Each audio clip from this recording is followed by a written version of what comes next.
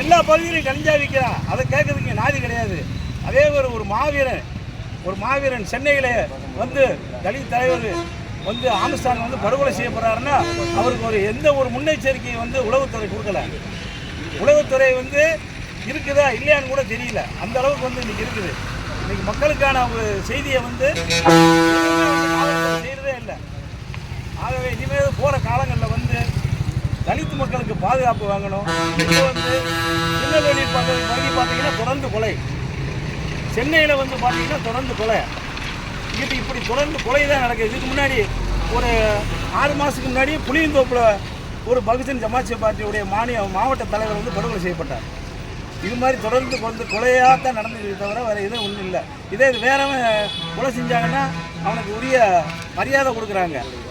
கொலைவாளிக்கு வந்து காவல்துறையில சேர் போட்டு உட்கார வச்சு பேசுகிறாங்க.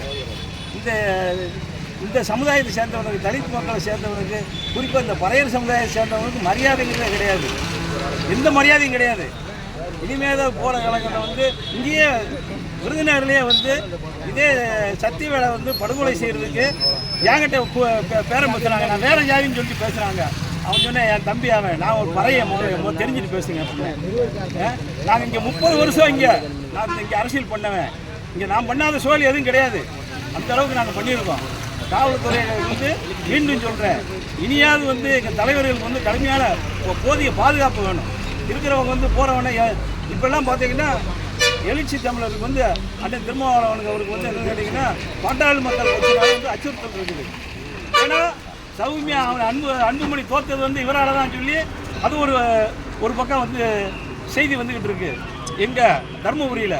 அதன் பிறகு வந்து இப்போ விக்கிரவாண்டியில் இவர் போயிட்டாரு, இப்போ தோற்றுருமே, இப்போ வந்து அந்த பாட்டாளி மக்களை தோற்றுருச்சுன்னு ஒரு பயம் வந்துருச்சு. இவர் மேலே அதிகமான ஒரு கூலிப்படை ஒரு தாக்குதல் நடத்துறதுக்கு திட்டமிட்டுருக்காங்க. நாங்கள் முன்னே எச்சரிக்கையாகவே சொல்கிறோம், போதிய பாதுகாப்பு வழங்கணும். அவருக்கு துப்பாக்கி ஏந்திய போலீஸார் வந்து கடுமையான பாதுகாப்பு கொடுக்கணும். கடுமையான பாதுகாப்பு கொடுத்து ஏதோ இந்த ஆம்ஸ்டாங் படுகொலைக்கு வந்து விட போகிறது கிடையாது. கண்டிப்பாக பதிலடி உண்டு. சென்னை வந்து பறையனுடைய கோட்டை. சென்னையில் வந்து அதிகமாக வாழ்ந்த மக்கள் பறையன்.